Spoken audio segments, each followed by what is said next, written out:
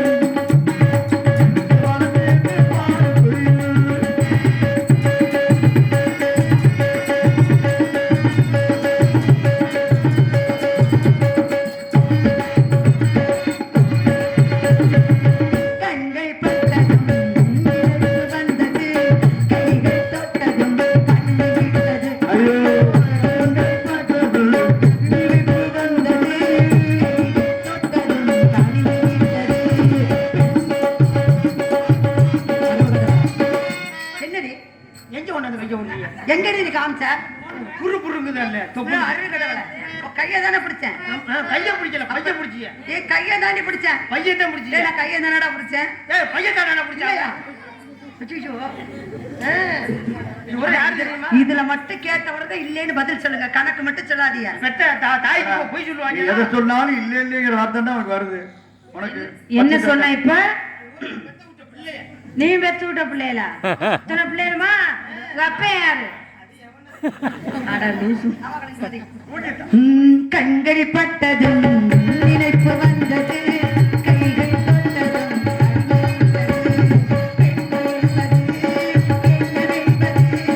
பேச வந்தது, வெட்கம் வந்தது, பெண்மை என்பது என்ன வந்தது, பேச வந்தது, வெட்கம் வந்தது. என்னடி நான் அங்க வைக்கல, நான் தோல்ல தான் வச்சேன். நான் இப்படிதான் வச்சேன். ஆனா அப்படியே வந்து இங்கிட்டே திரும்புறா. கண்கள் பட்டதும் நினைப்பு வந்தது, கைகள் தொட்டதும் சரிந்து விட்டது, பெண்கள் என்பது என்ன என்பது பேச வந்தது, வெட்கம் வந்தது, பெண்கள் ஒரு உண்மை என்பது பேச வந்தது, வெட்கம்